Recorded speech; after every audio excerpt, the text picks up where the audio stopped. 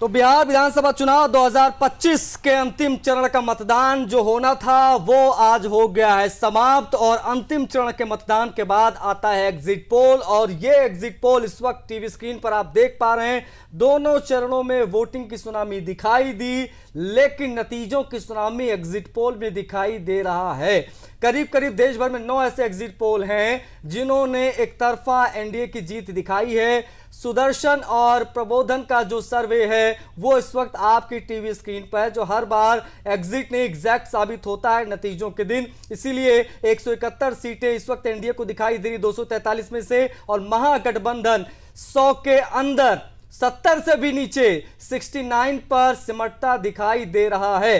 कौन कौन से पैनलिस्ट हमारे साथ कनेक्ट है एक बार फिर से स्क्रीन पर दिखाया जाए, उसके बाद में हम करेंगे बातचीत। और लावनी, इन सबके बीच में सबके दावे अपनी जगह है भाई। हम कोई कह रहा है एग्जिट पोल गलत है, कोई कह रहा कि नहीं हम 1 से दोगुनी सीटें लेकर आएंगे।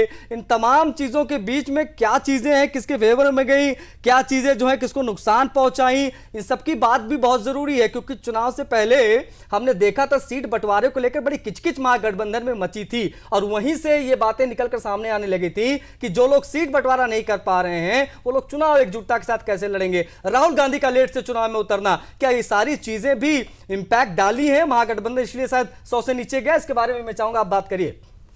बताइए विनोद जी, लगता है आपको ऐसा ये इसका भी एक प्रभाव पड़ा है?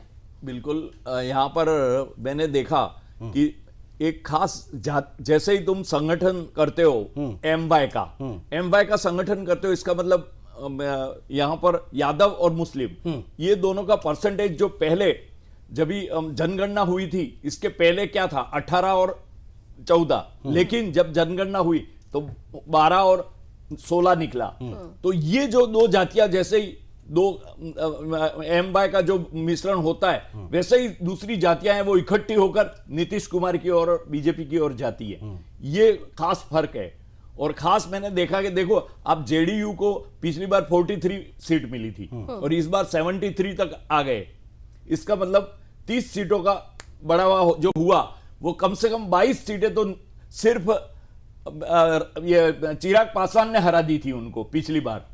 ये सबसे बड़ा प्लस हुआ है यहाँ मतलब आप ये कह रहे हैं कि जो पिछली बार विरोधी थे अगर आज सहयोगी हो गए हैं तो उसका फायदा जेडीयू को सबसे ज्यादा जेडीयू को हुआ। इसीलिए 43 पिछली बार उनकी खाते में थी और इस बार आपने 73 दे रखा है।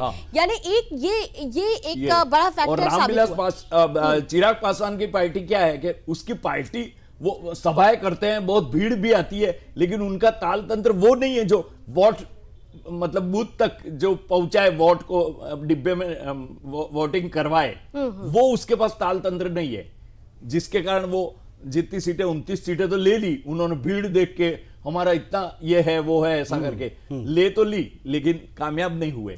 यानी आप कह रहे हैं कि जरूरी नहीं है कि भीड़ जो है वो वोटों में तब्दील हो, लेकिन कुछ चीज